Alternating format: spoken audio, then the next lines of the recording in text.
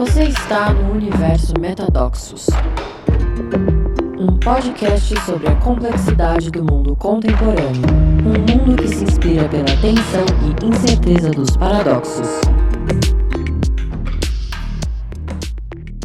Bem-vindos, bem-vindas a mais um episódio do Metadoxos, hoje com um convidado muito especial, Pedro, que antes de tudo é meu filho amado e querido e tem ajudado, foi um coautor, co-criador do Metadoxos, junto com o time tem feito esse trabalho que eu tenho sentido o maior orgulho.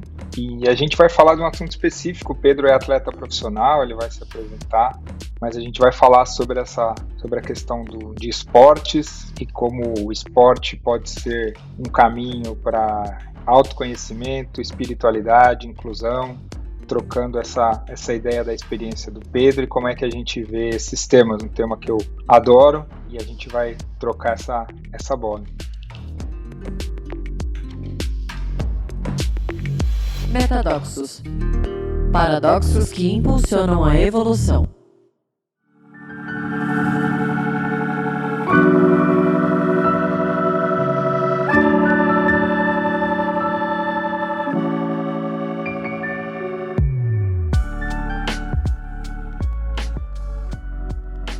Bem-vindo, P.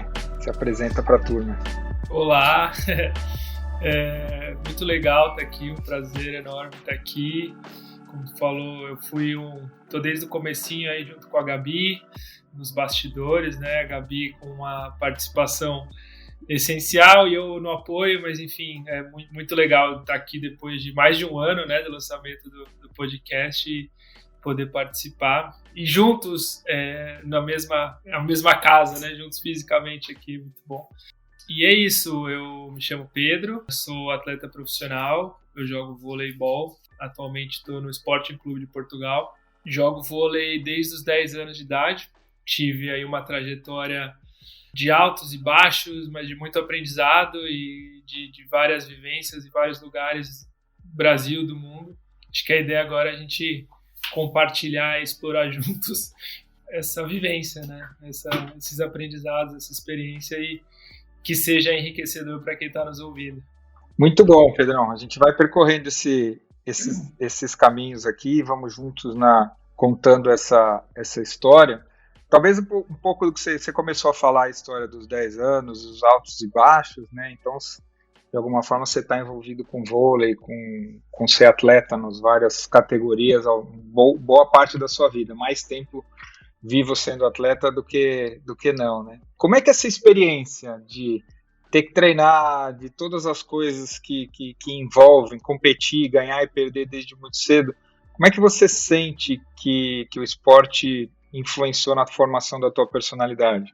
Eu acho, não tenho certeza, que o esporte moldou a minha personalidade justamente por isso, por ter começado muito cedo, né, no vôlei, mas desde que eu me conheço, me lembro como gente, eu já brincava com algum tipo de bola, com algum tipo de esporte, assim, as minhas memórias na infância sempre são jogando futebol, ou, na aula de educação física. E agora, né, refletindo sobre essa pergunta, eu me pergunto o que veio primeiro, assim, se foi a minha competitividade que foi aflorada pelo esporte ou o esporte que aflorou isso e trouxe mais. Eu acho que provavelmente um pouco dos dois. Eu era uma criança com muita energia, assim, com muita vitalidade, e o esporte sempre foi um canal, assim, de despejar, de colocar para fora e até certo ponto uma maneira de eu me expressar, assim, né? Tive uma pré-adolescência, adolescência muito conturbada, né? Tu sabe muito bem, viveu junto isso, muita coisa acontecendo na família e tal, e muitas emoções, muita, né, raiva, angústias que fazem parte da idade, que eram exponencializadas por tudo que estava acontecendo, e o ginásio sempre foi o lugar onde eu conseguia de alguma maneira expressar tudo aquilo, colocar tudo para fora. E o vôlei, por ser um esporte de explosão, casou muito bem com isso, assim, né? Porque são movimentos fortes, movimentos rápidos, movimentos explosivos, que de alguma maneira eram como uma terapia para mim, onde eu passava as tardes na escola treinando e saía do treino, ia jogar fora do ginásio, na quadrinha de cimento que tinha do lado do ginásio, e ficava lá a tarde inteira, chegava em casa esgotado e parecia que tudo tinha sido metabolizado, assim. Desde sempre, desde pequeno, foi o lugar onde eu me sentia acolhido, me sentia pertencente, me sentia bem, porque eu fazia bem, era valorizado pelo técnico, pelos companheiros, então ajudou também a construir um senso de identidade, de autoestima, de personalidade, sempre muito ligado a performance, né? Que aí acho que a gente vai explorar isso ao longo da nossa conversa. Acho que para um primeiro momento é isso, assim, total ajudou a me fazer quem eu sou hoje e de uma maneira muito positiva, assim, muito saudável. Bom, muito legal. Você já entrou nesse pedaço das dificuldades, dos desafios da infância, e obviamente aqui eu estou falando como quem está te entrevistando, como teu pai, né? Então, a gente teve esse episódio junto com família, que foi o divórcio, quando você tinha 8 anos, que foi quando eu divorciei da tua mãe. E foi um período muito, muito difícil, né? Na realidade, a gente sempre se conectou pelo esporte, a gente sempre foi muito amigo. E 2 anos depois do divórcio, você acabou mudando, a tua mãe te levou de volta para São Leopoldo, e foi um período bem desafiador, complexo. Foi quando começou a jogar vôlei, né? Então, e também tem outra coisa, que é a história da competição, né? O meu pai é super competitivo. Eu lembro que eu também, desde pequenininho, me lembro sempre de praticando esporte, joguei muita coisa. Mas eu acho que tem uma diferença, que tu foi mais longe e melhor, porque eu lembro que quando eu fui crescendo, meu pai jogava bola junto com a gente, e quando a gente começou a ganhar dele, ele detesta perder, que nem eu, e aí ele dava chinela na gente por trás, assim, pra não deixar a gente ganhar, eu e o Maurício, teu tio. E eu tive muita dificuldade também, eu lembro de várias vezes que eu colapsei competindo pela incapacidade de me ver perdendo, né? Então, obviamente, tu como atleta profissional tem que lidar com derrota e vitória, né? E aprender a perder é um papel super importante. Então, eu queria que falasse um pouquinho, primeiro, dessa história, né, da dor, do divórcio, da separação. O vôlei começou mais ou menos na época que tu mudou para São Leopoldo. E como é que tu lida com vitória e com derrota?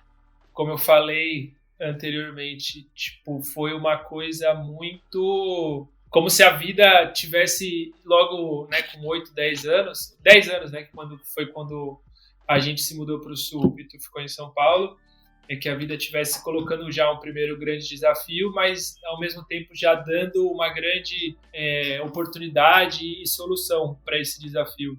Porque, lógico, com 10 anos, os pais se separarem, você mudar de estado, numa época que não tinha WhatsApp, FaceTime e tal, e a gente era muito próximo, foi muito difícil emocionalmente para mim. E até então eu, tipo assim, sabia que o vôlei era um esporte, mas não tinha contato nenhum. E gostava muito de jogar futebol, e adorava jogar futebol, e era meu sonho ser jogador de futebol com essa idade, como muitos meninos. Só que no Sinodal, o colégio que eu fui matriculado, não tinha escolinha de futebol. Um dos poucos colégios do Brasil que tinha escolinha de tudo, né? De atletismo, de basquete, de vôlei. E eu, então, entrei em todas as escolinhas, e o vôlei foi uma delas. Por não ter o futebol, eu acabei experimentando todas, e foi no vôlei onde eu me senti melhor, assim. Então, teve essa... né, não ter o futebol, que era o que eu gostava, mas ter o vôlei, que era um esporte que eu, logo de cara, tive uma afinidade, e, né, como menino, como criança, vi que eu era bom, eu era melhor que os meus coleguinhas, então aquilo já vira um incentivo, já vira uma bola de neve positiva, assim. Você é bom, você é melhor, e vai treinando, e vai empolgado pro treino. E aí é isso, assim, né? Tipo, eu não me sentia tão bem na escola, porque a escola, ainda mais uma escola alemã, rígida, tinha muita, acho que, dificuldade de lidar com quem não andava na linha, e era meu caso, eu não conseguia andar na linha, por isso ter muita coisa acontecendo dentro de mim, e em casa também não tinha muito como expressar, como falar, nisso, era um ambiente um pouco também caótico, e o vôlei, o ambiente esportivo, era esse lugar onde eu me sentia acolhido, me sentia em casa, e nenhum outro ambiente na minha vida naquele momento eu me sentia tão bem quanto o vôlei. Então, acho que foi um dos motivos que me fez nunca mais parar de fazer isso, assim. E aí já entra na segunda parte da pergunta, porque eu fui também desenvolvendo a minha personalidade e o meu ego como um jogador, como um atleta que jogava bem, mas que quando as coisas não corriam bem também, e não correm, eventualmente não vão correr, também no começo era difícil para eu lidar com isso. Por sorte, eu sempre fui de um time muito bom nas categorias de base, então a gente ganhava muito mais do que perdia, mas quando perdia era muito ruim.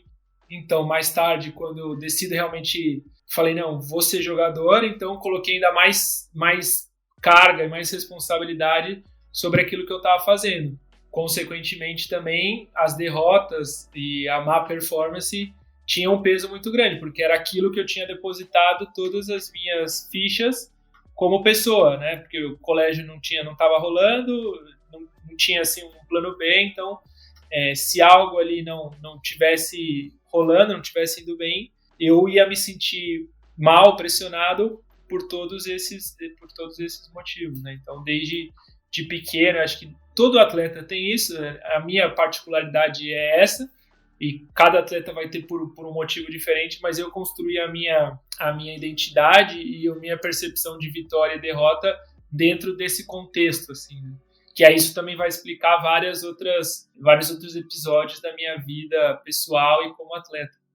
Teve esse período do começo, né, do teu processo de desenvolvimento, que foi um começo que eu acompanhava menos, a gente se via bem menos quando foi pro Sul, a gente, sei lá, via na média uma vez por mês, e a gente, apesar de falar bastante pelo telefone, eu praticamente não te via, assim, eu fui te vendo crescer, cada vez que eu te via era um susto, assim, de te ver crescendo, se tornando mais forte, homem, e o teu desempenho, né, a gente já teve essa conversa, e eu acho que isso é uma coisa, e aí eu queria ouvir a tua perspectiva, né, que eu lembro que um tempo atrás, quando a gente trouxe o Keith Witt para o Brasil, tu pediu para a gente fazer uma conversa juntos, né? E para mim foi muito, muito importante essa conversa, e eventualmente pode até ajudar pais divorciados aqui que vão estar nos ouvindo, que eu tinha todos os motivos para justificar por que me separar, porque tá longe e tudo, que eram motivos meus, né?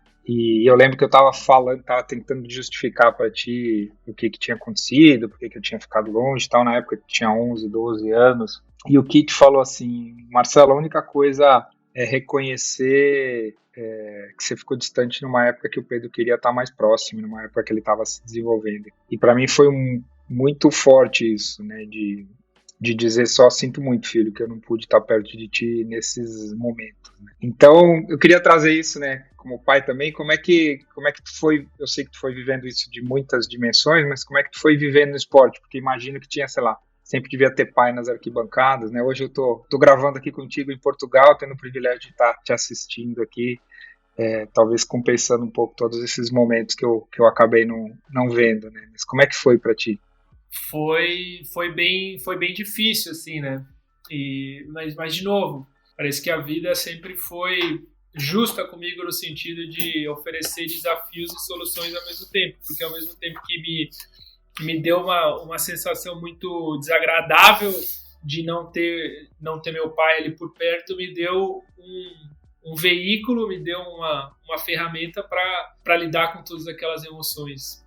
E aí sempre foi um gosto amargo, assim, não ter a família por perto, não só tu, que estava longe, mas porque eu sempre também pedi para, quando eu era menor, assim, não gostava que as pessoas fossem ver meus jogos, e acho que a família respeitava até demais esse sentimento, talvez se tivesse insistido um pouco mais, talvez tivesse sido melhor no sentido de eu enfrentar esse desconforto.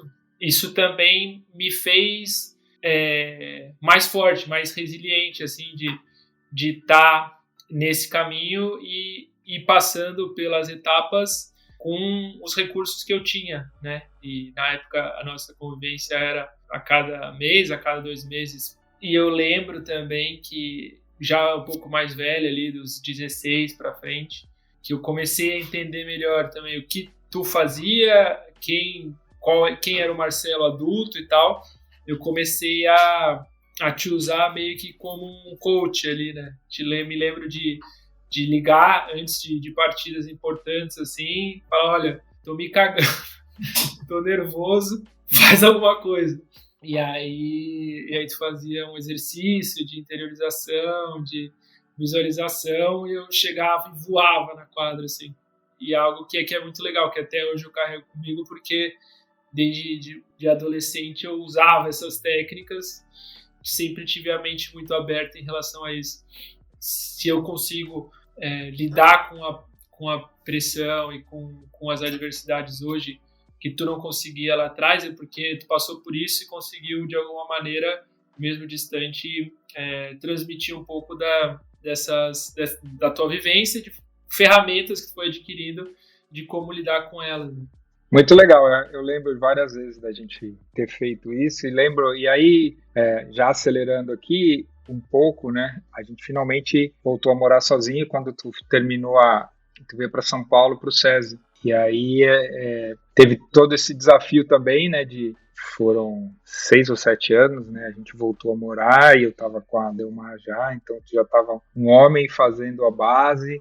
Talvez tu possa falar um pouco desse momento, né, da gente se reconectar, de tu se transformar num atleta e da escolha. Aí tu tinha a escolha de continuar a carreira e a escolha que tu acabou fazendo e a implicação da escolha que tu acabou fazendo dos Estados Unidos, e como é que foi isso para ti?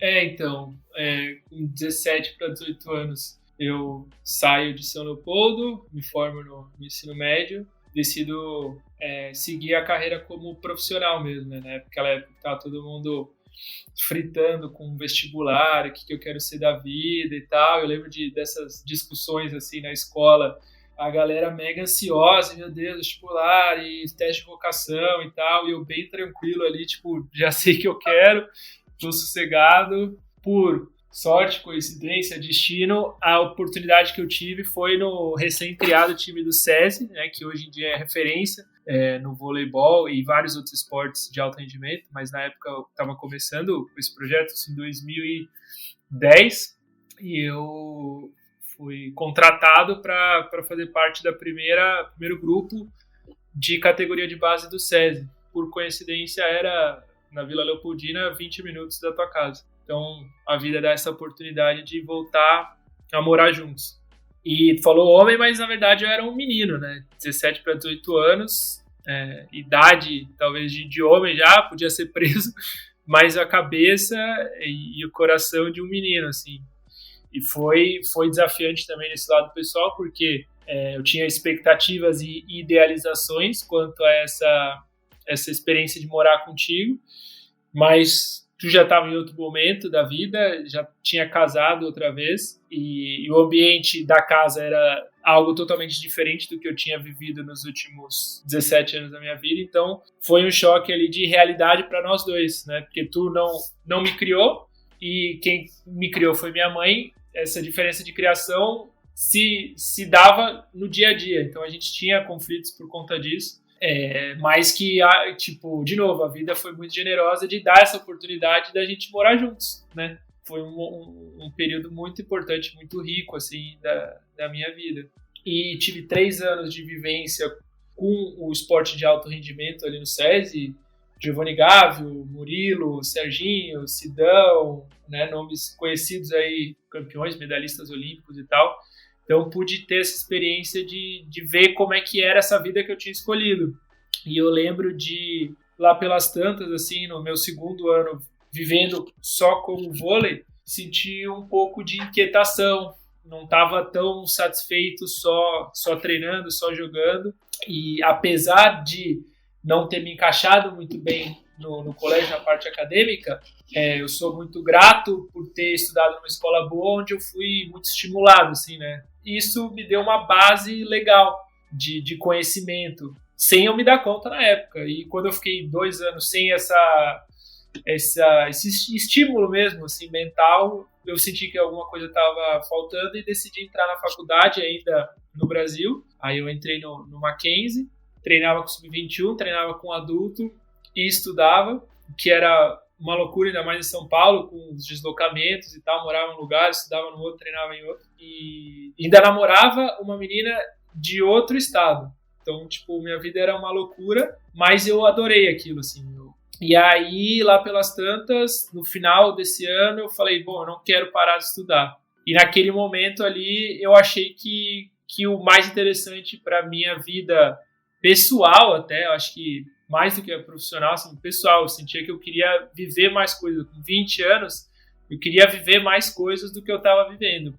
E surgiu a oportunidade de ir para os Estados Unidos através de uma bolsa esportiva e eu tomei a decisão, que não foi fácil, de, entre aspas, largar o vôlei, né? Porque a ida aos Estados Unidos nesse momento representava uma mudança de foco, né? Como atleta, mudando o foco para a parte como estudante e um futuro profissional. Então, aí em 2013, eu vou para os Estados Unidos para jogar e estudar. Muito legal. Eu acho que vale a pena contar rápido da tua experiência e a reflexão existencial que você fez e entrar nessa reflexão do esporte como reflexão de propósito, porque talvez valha a pena tu contar Estados Unidos, o que tu fez depois e como é que tu acabou decidindo investir efetivamente na carreira de atleta e o quanto isso você vê associado à tua reflexão com o propósito de vida, porque eu sei que essa é uma reflexão presente e o quanto você vê o esporte como um mecanismo para um propósito. Sim, então, aí eu vou para os Estados Unidos e a experiência lá foi tudo e mais um pouco que eu imaginava, assim. É difícil resumir em algumas frases uma experiência que foi tão intensa e tão rica. Foram 4 anos morando em Iowa, com ainda um bônus ali de 3 meses estudando, fazendo tipo um semestre na Europa, na época na Espanha. Aí conheci gente do mundo inteiro, aprofundei nos estudos de administração, no caso, que era o que eu estudava, depois ainda acabei estudando psicologia e sociologia, e aí realmente abri a minha mente e me abri para tudo que estava acontecendo ali ao meu redor. Lá pelas tantas também vi que a administração até era legal, mas eu queria mais, então comecei como eu falei, estudei psicologia, sociologia, fiz estágios em ONGs, trabalhei em restaurante como garçom, trabalhei em empresas, trabalhei na faculdade, no campus, enfim, fiz de tudo um pouco, assim, nunca estava parado. Trabalhei numa campanha política contra o candidato a presidente Trump nas eleições de 2016. Fiz de tudo um pouco porque era isso que eu sentia que eu tinha que fazer naquele momento, experienciar o máximo de coisas possíveis, já que eu não tinha tanta clareza do que eu queria fazer. O fio condutor de tudo isso ainda sendo o vôlei, porque eu tinha uma bolsa acadêmica na faculdade, então tinha as minhas responsabilidades como atleta, né? Tinha que treinar, tinha que jogar, e o nosso time era bom, era competitivo, a gente foi campeão os 4 anos seguidos da conferência, fomos vice-campeões nacionais por 2 vezes, fomos Final Four nacionais 4 vezes, algo que o contexto e o sistema lá me proporcionava era isso, tinha o vôlei, mas tinha também 1 milhão de outras coisas que também eram muito legais e que me fizeram dizer para mim mesmo que o vôlei acabaria ali, assim que eu me formasse, não jogaria mais profissionalmente ou competitivamente, então 16 eu me formo, jogo o último jogo, e foi infelizmente ou felizmente foi o jogo que era a final do campeonato. Nós perdemos, final do Campeonato Nacional, nós perdemos, e aquilo deixou um gosto muito amargo, assim, para mim. Apesar de já ter feito na minha cabeça que eu ia parar, o fato de ter parado, perdendo, no ano seguinte, assim, ficou algo não terminado dentro de mim.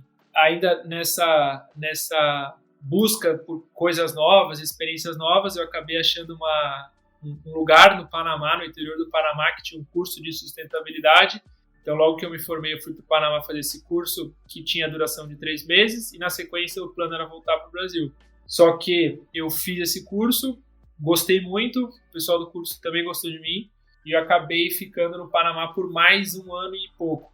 Então, depois da minha formatura, eu fiquei no Panamá mais ou menos 1 ano e meio, trabalhando lá como diretor de um programa de educação comunitária, onde a gente ensinava inglês e até esportes e outros tipos de atividade recreativa para as crianças locais, e foi uma experiência também super rica. Nesse período aí, o vôlei totalmente fora do meu radar, o esporte totalmente fora do meu radar, eu já tinha deixado para trás isso.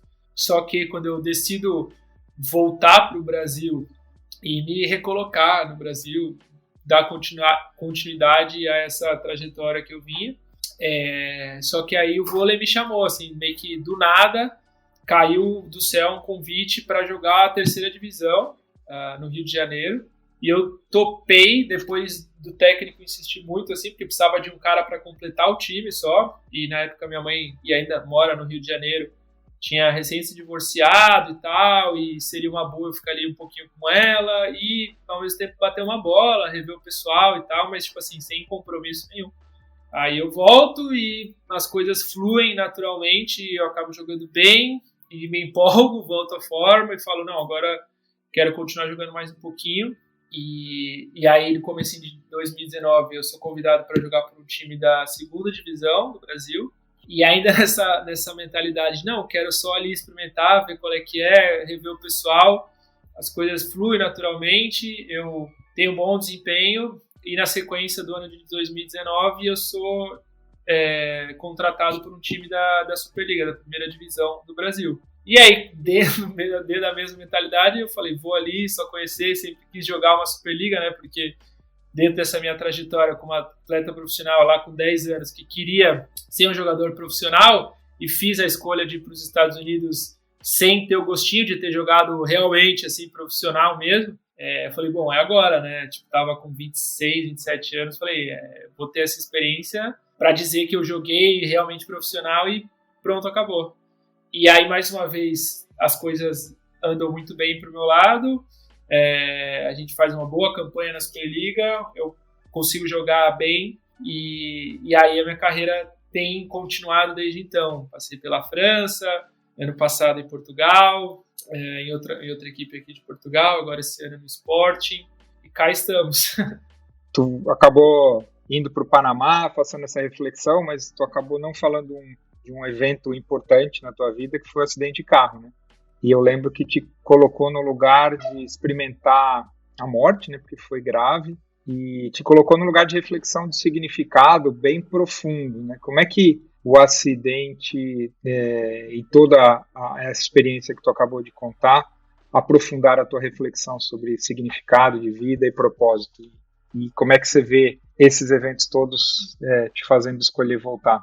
Sim, esse foi um evento que mudou a minha vida e o meu olhar para ela, assim, né? Porque, como eu falei, eu estava na faculdade querendo experimentar de tudo e fazer de tudo, conhecer de tudo, mas eu tinha 20 e poucos anos, então, tipo, na faculdade, festa, aquela coisa toda, e num belo dia eu quase morro num acidente de carro, provocado por uma outra pessoa, e eu e meu amigo, a gente milagrosamente se salva.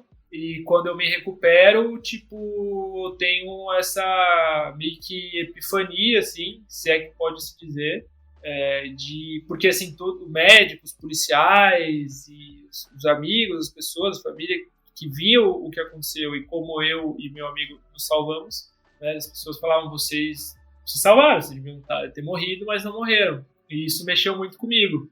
E eu senti, assim, que acho que é ali que eu comecei a ter um contato maior com a questão espiritual, assim, porque eu senti como se eu tivesse recebido uma chance, uma segunda chance de estar vivo, e aquilo foi muito forte, assim, porque eu falei, bom, se alguma força maior decidiu para que eu, nesse acidente, não morresse e estivesse vivo, é porque eu preciso fazer alguma coisa aqui nessa minha existência, na vida.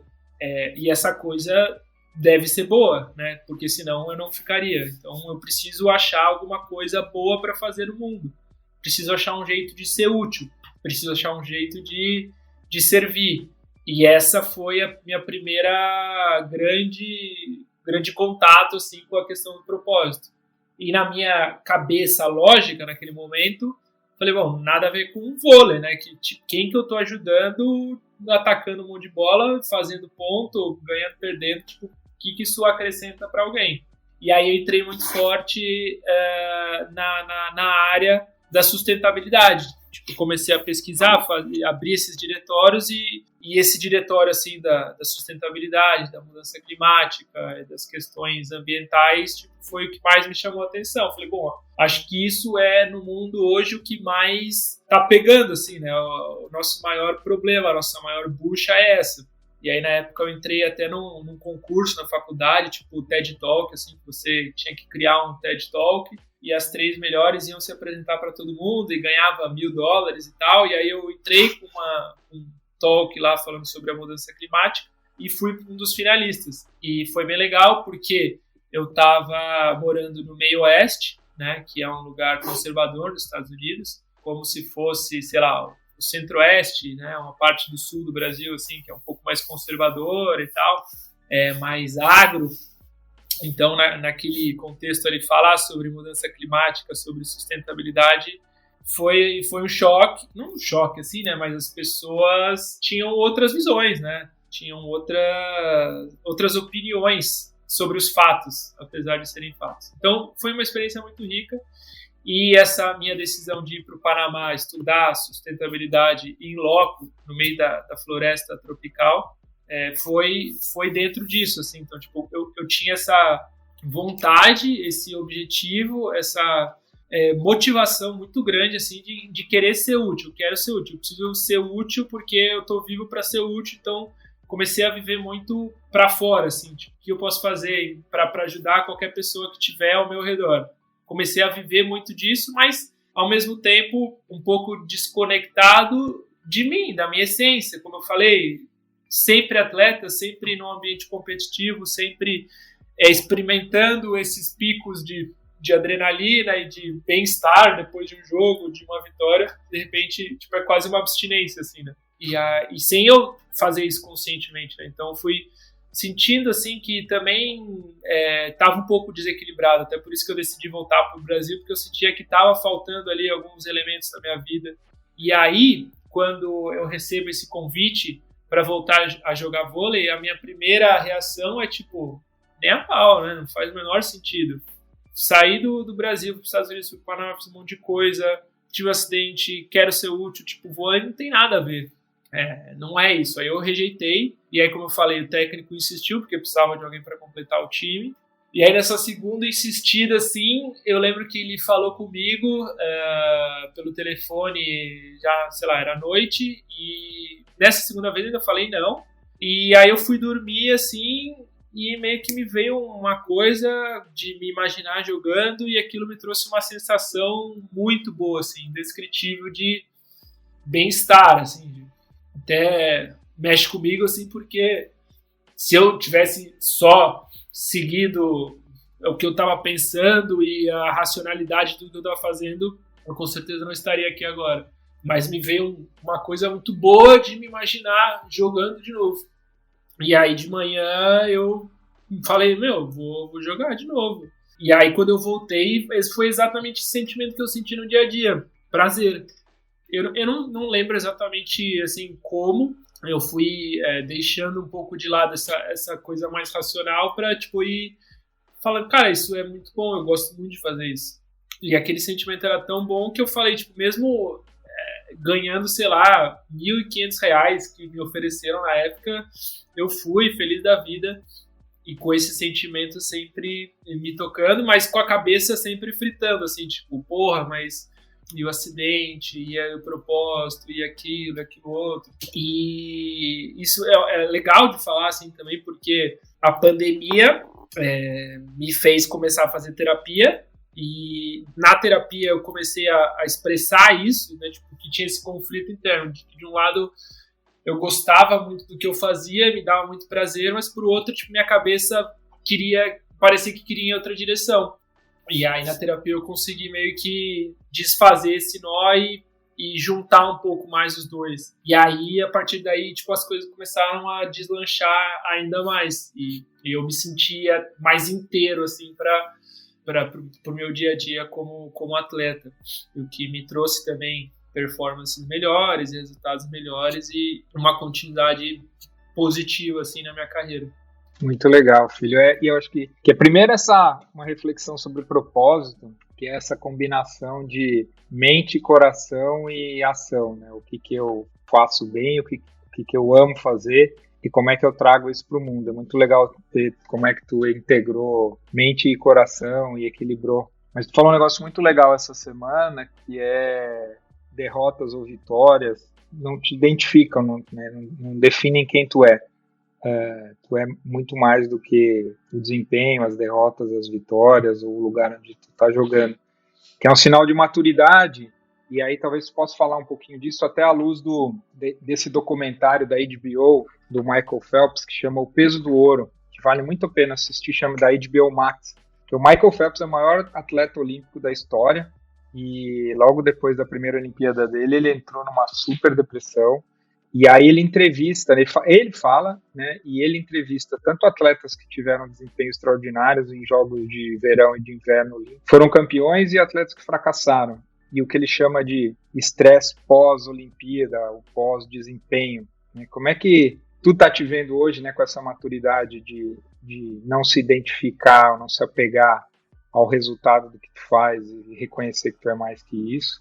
E, ao mesmo tempo, como é que tu vê isso em volta de ti, com os teus colegas, e até falando aí do Phelps, e vale muito a pena assistir esse documentário, são 53 minutos, é muito forte, e coloca o atleta como uma engrenagem de um jogo muito grande, e que é completamente descartável quando ele já não tem mais desempenho, e quantos associam a sua autoestima e a sua identidade e aí no caso, né, de esportes olímpicos, às vezes é uma prova que dura 1 minuto, que o cara dedica 4 anos, dedica a vida, e às vezes ele ganha, ele fala, bom, ganhei agora e bate o vazio, ou perdi agora e bate o vazio. Então, como é que tu tem lidado com isso também? Essa questão de vitória e derrota, né, o atleta vive disso, depende disso. Quando a gente traz as coisas para um plano mais objetivo, mais pragmático do dia a dia, o aluguel, a comida, quem tem filho, quem tem família,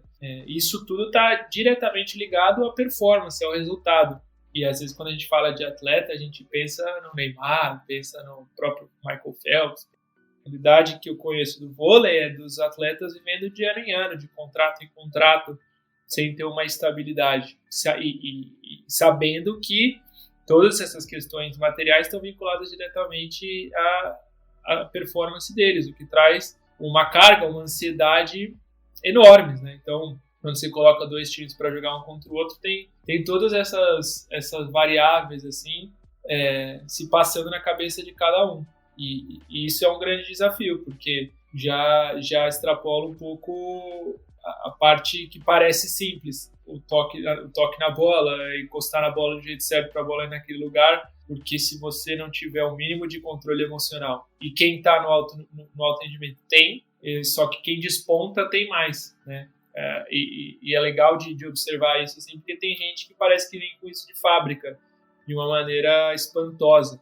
É um grande desafio, porque assim como eu, todas as outras pessoas, atletas que estão no alto rendimento, têm o seu senso de ego, seu senso de personalidade e autoestima diretamente ligada a ganhar e perder. É impossível você ver um atleta profissional feliz, tranquilo, depois de perder um jogo. E administrar esses sentimentos é muito desafiador, né?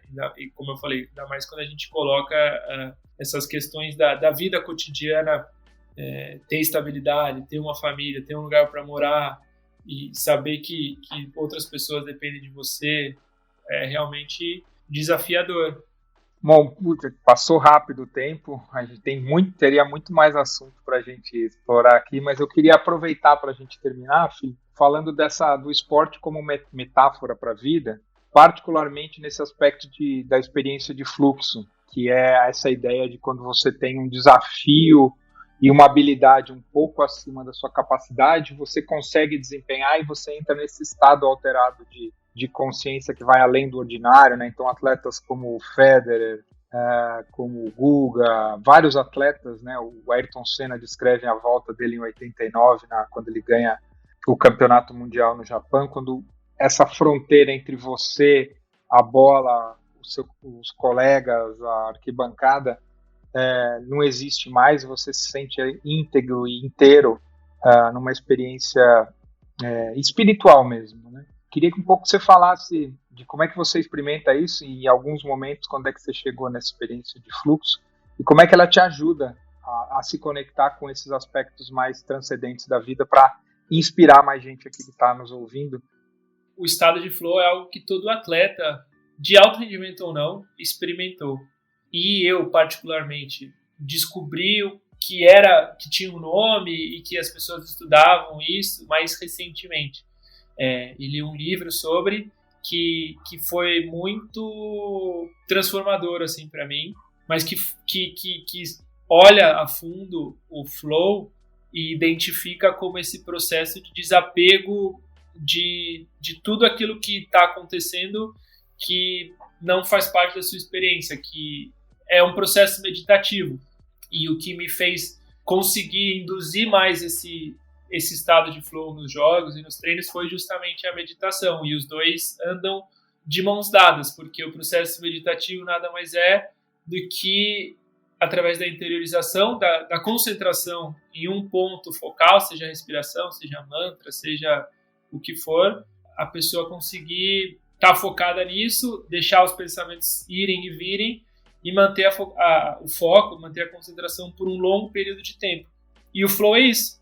Só que quando você faz isso, fazendo algo que você gosta, bem feito, é uma sensação de prazer realmente indescritível, que te traz performances e resultados excelentes. Porque você está bem preparado, todo atleta é bem preparado, e se você retira as barreiras mentais e consegue estar sempre entregando a sua capacidade, isso é extremamente prazeroso. E o paradoxo é justamente esse, dentro do esporte de alto rendimento, porque quando você entende que, bom, se eu estiver tranquilinho, se eu estiver concentrado, vai ser muito bom, eu vou jogar muito bem e coisas excelentes vão acontecer, isso também gera uma ansiedade, porque você quer entrar nesse lugar, só que aí, às vezes, o processo se inverte, porque você quer que a recompensa venha antes do processo, mais ou menos. E não, e o flow é justamente a entrega para esse processo, para a entrega para os dias bons, para os dias ruins, para tudo que acontece e você entrar nessa dança com tudo que acontece. E desprendido de se vai ganhar, se não vai ganhar, se vai jogar bem, se não vai jogar bem. E aí é que está a dificuldade de estar sempre nisso, ainda mais no alto rendimento, quando você tem pressão de vários lados, é realmente um grande desafio mental. Mas que vale a pena buscá-lo e que também é possível no dia a dia e não só para atletas, para qualquer pessoa, é um treinamento mental e até espiritual bem interessante.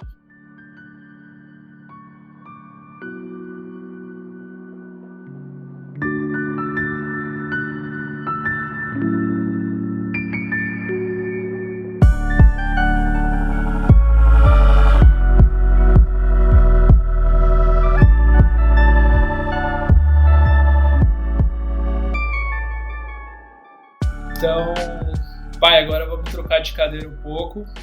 Eu sou o entrevistador e tu é o entrevistado.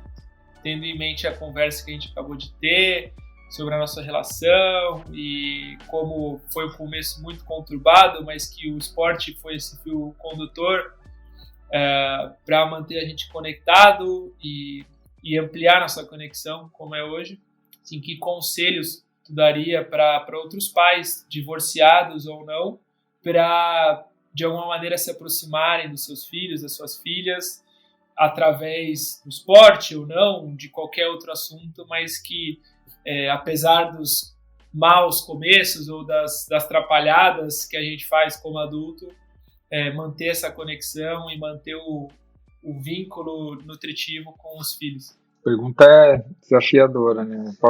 Conselho é bravo para dar, porque acho que cada caso é um caso. Tem algumas coisas que sempre tiveram presentes para mim, mas acho que a primeira delas é, na dúvida, acreditar no amor. Eu acho que O segundo também é de ter paciência com o tempo. Alguns divórcios, e como foi o caso com a tua mãe, são mais doloridos e hostis.